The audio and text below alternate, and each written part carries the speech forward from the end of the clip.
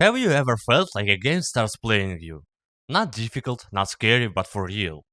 When you begin to doubt what you are seeing, when the mechanics shatter the rules you are used to, when the story doesn't hit the character, it hits you. We have been conditioned to think games are supposed to entertain, to deliver action, to keep the pace high, to never let you get bored. But some projects do the opposite. They slow down time, they erase the fourth wall, they make you question the reality of what's happening. And at some point, you stop being just a player. You became part of the experiment. These are games that break mechanics, break genres, break expectations, and sometimes break your mind. Today, 10 of them. Number 10, Inscryption. At first, it feels like just a card game. You're sitting at a table, a deck in front of you, across from you, a man whose face is hidden in the dark. He speaks calmly, almost without emotion, explains the rules. You sacrifice a card, place a creature, deal damage. Everything feels familiar, almost cozy. But very quickly you start noticing something is off. The cards begin to whisper, they remember past runs, they comment on your decisions. The table is not just a battlefield, it's a part of the room. You can stand up, look around, open drawers, find clues. And then you realize the card game is only a layer. Losing is not just try again. Losing is punishment. The game erases you, rewrites you, forces you to start over, but differently. And then something happens that no one prepared you for. The style changes, the genre shifts, the entire structure of the game transforms. What seemed like a claustrophobic card horror experience reveals itself as something much bigger. Inscription doesn't just break the rules of a match, it breaks the very form of storytelling. You stop trusting the interface, you stop trusting the rules, you even stop trusting victory. Because here, everything is part of the experiment, and you are no longer sure whether you're playing the game or the game is studying you. And this is only number 10. Number 9, Superliminal. You wake up inside a dream. A voice tells you this is just therapy, relax, please follow the instructions. In front of you, an ordinary room, a table, a door, objects. But very quickly you realize something is not right. In Superliminal, the size of an object depends on how you look at it. You pick up a tiny chess piece, step back, place it farther away, and it becomes gigantic. A small door can turn it into a massive passage, a tiny cube can block half the room. The world doesn't obey physics, it obeys perception. And that is where it gets interesting. You stop trusting your eyes, perspective becomes a weapon, optics become mechanics. The game literally teaches you to think differently.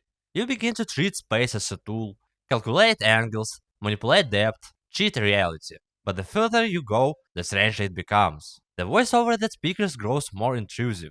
The rooms become more illogical, the boundaries start to blur. This is not just a puzzle game anymore. It's a dream simulation where the rules shift as quickly as your certainty. Superliminal doesn't scare you with monsters, it scares you by breaking the most basic thing, your perception of reality. If Inscription broke the structure of the game, then Superliminal breaks the way you see the world. And it only gets worse from here. Number 8, The Witness. You wake up on an island, no explanation, no cutscenes, just silence, sunlight, and strange panels covered in lines. The task seems simple, draw a line from start to finish. Solve one, a door opens. Solve another, mechanism activates. At first, it feels like a standard puzzle game, but slowly you begin to notice patterns. Each area of the island teaches you a new rule. No text, no hints, only observation. You learn to see hidden structures, symmetry, color relationships, spatial divisions. And then something strange happens. You start seeing puzzles outside the panels, in the shadows of trees, in the alignment of branches, in the reflection of the water. The island is not just scenery, it's a part of the puzzle. The witness doesn't explain the rules, it forces you to discover them. And at some point you realize the game isn't testing your reflexes, it's testing your understanding. You are no longer just solving riddles, you are learning to see differently. And once that happens, there is no going back. Because after the witness, you start looking for puzzles everywhere, even where they might not exist. Number 7, SOMA. At first, it feels like just another horror game. You arrive for a medical procedure, a brain scan, nothing unusual. And then you open your eyes, and the world is no longer the same. You are at the bottom of the ocean. Inside a collapsing research facility, humanity seems long gone. The enemies are terrifying, the corridors suffocating, the silence even worse. But the real dread doesn't come from the monsters, it comes from the questions. If your consciousness is copied and transferred into a machine, is that still you? If two versions of you exist, which one is real? SOMA doesn't give easy answers. It forces you to make decisions, knowing that every version of you believes it is the original. You keep moving forward, you keep transferring, but every time it isn't a transfer, it's a copy, and somewhere back there, another version of you remains, left behind, aware. That's when it hits you.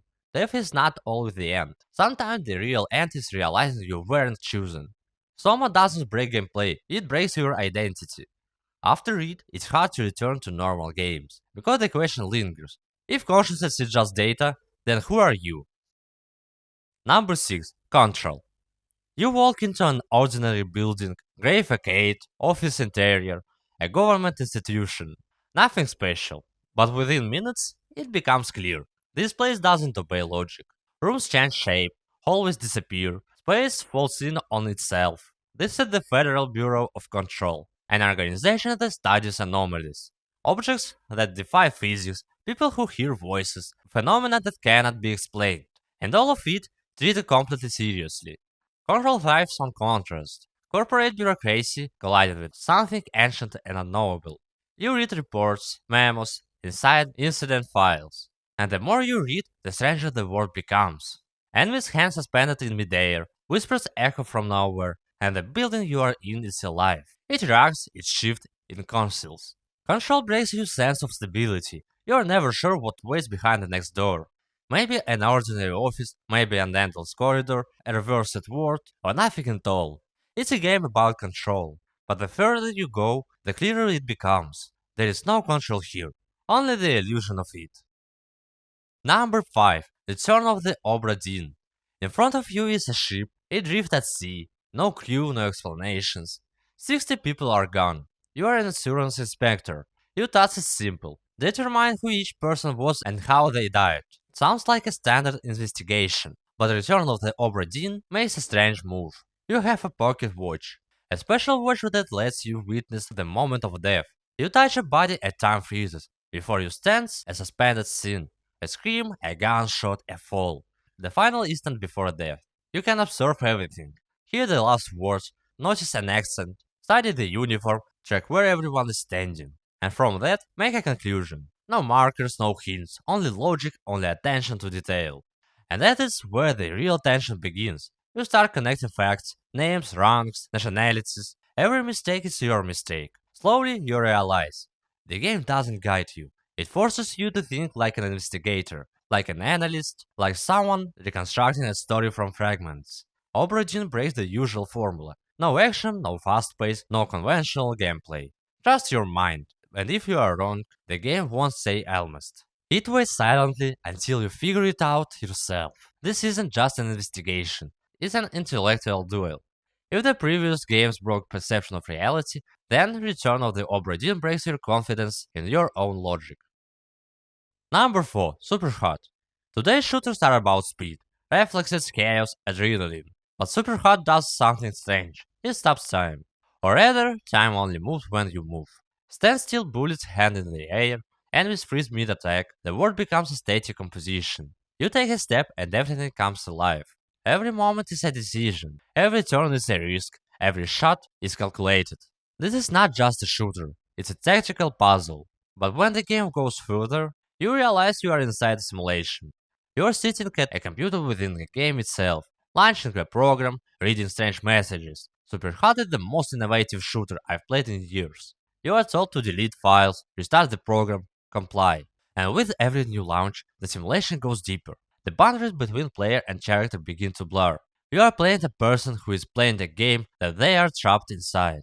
And at some point it becomes unsettling. Did you really exit the game? Or did you just move to the next layer of the simulation? Superhot doesn't just break time mechanics, it breaks your sense of reality.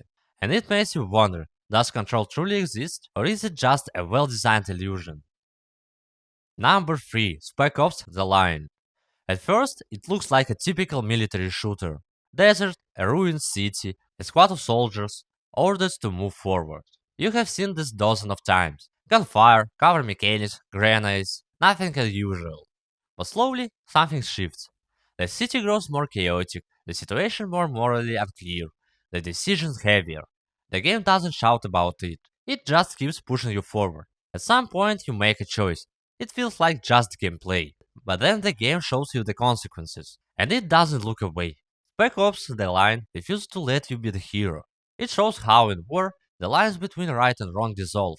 And the most disturbing part, you can't simply refuse. You keep pulling the trigger, you keep moving forward, because that is how shooters work. But the game starts asking questions. Why do you keep going? Who are you proving this to? For what? It breaks the familiar formula of the military drama. And instead of heroism, it leaves you with guilt. Spec Ops The Line is a game that uses a familiar genre to expose it from the inside. Number 2. Outer Wilds. You launch into space, a small ship, a handful of planets, a solar system that almost feels like a toy. No one tells you what to do. No markers, no quests, no main objectives. You just explore, read the ancient writings, study ruins, try to understand what happened, and then the sun explodes. The end. But you wake up again, same place, same day. You have 22 minutes. Every loop is the same, but each time you know more. Outer Wilds doesn't break gameplay, it breaks your sense of time. You realize there is no point in rushing, because it will end every time. And that is the point. You don't level up your character, you don't collect weapons, you don't unlock new abilities. The only thing that grows is your understanding, and eventually it hits you. You are not meant to beat the universe. You are meant to understand it. Outer Wilds doesn't rely on fear. It doesn't pressure you, it doesn't shock you.